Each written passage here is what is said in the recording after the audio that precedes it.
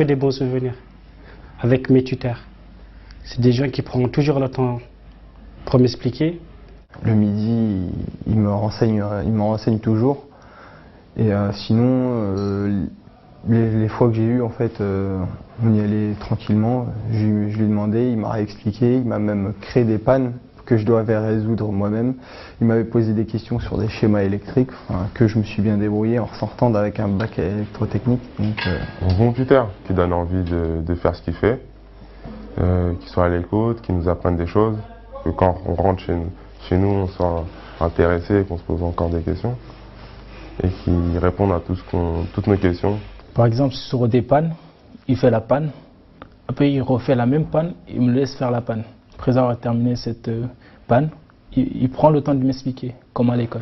Et si, en plus, il y a un très bon contact avec un tuteur sur le terrain, alors là, ça peut leur ouvrir la voie pour la suite. Ce qui est bien, c'est que ils expliquent de telle façon que je comprenne le mieux. Puis,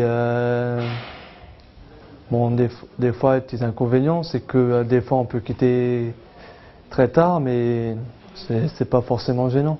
Ça s'est très bien passé parce que je suis tombé sur un tuteur qui est formé spécialement pour être tuteur. C'est-à-dire, j'étais pas le premier ni le dernier.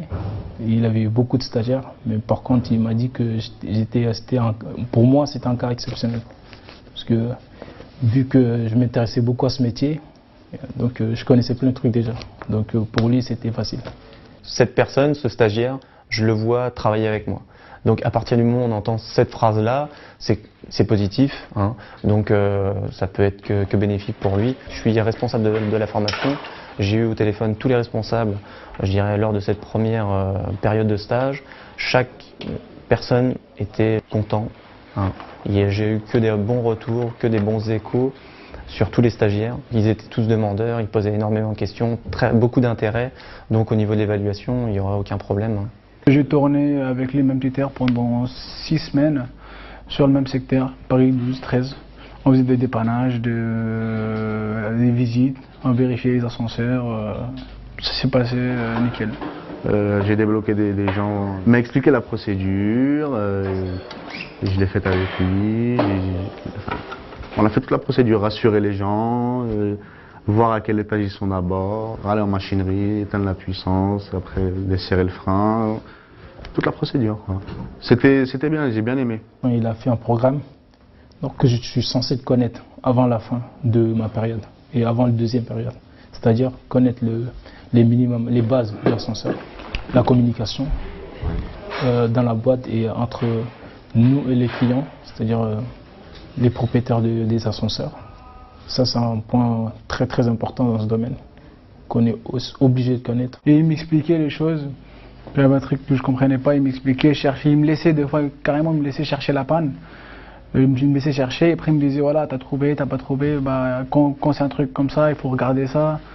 Il aide beaucoup. Oui, ils sont bien tombés, donc c'est bien pour eux, et ça les change. Et moi, ça fait 2 ans maintenant que je fais la mention ascensoriste.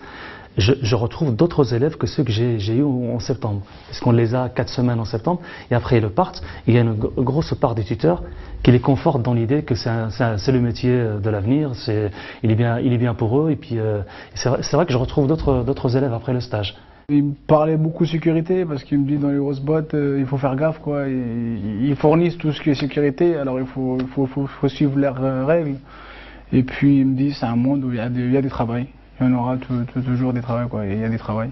Il te prend son temps pour nous expliquer le schéma, comment ça marche l'opérateur, comment ça marche les boutons poussoirs, comment ça marche les relais. C'est quelqu'un qui prend son temps, c'est quelqu'un qui est passionné par son métier et il prend tout son temps. Même si une intervention qui doit lui durer 10 minutes, même s'il faut qu'elle lui dure 1 heure pour qu'on comprenne, il le fera.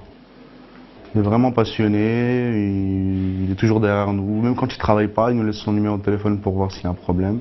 Si donc il y a des personnes qui, en tant que je dirais professionnels, qui sont, je dirais, bien dans leur travail, qui savent ce qu'ils font, qui ont un peu de temps, qui prennent la décision peut-être de devenir tuteur.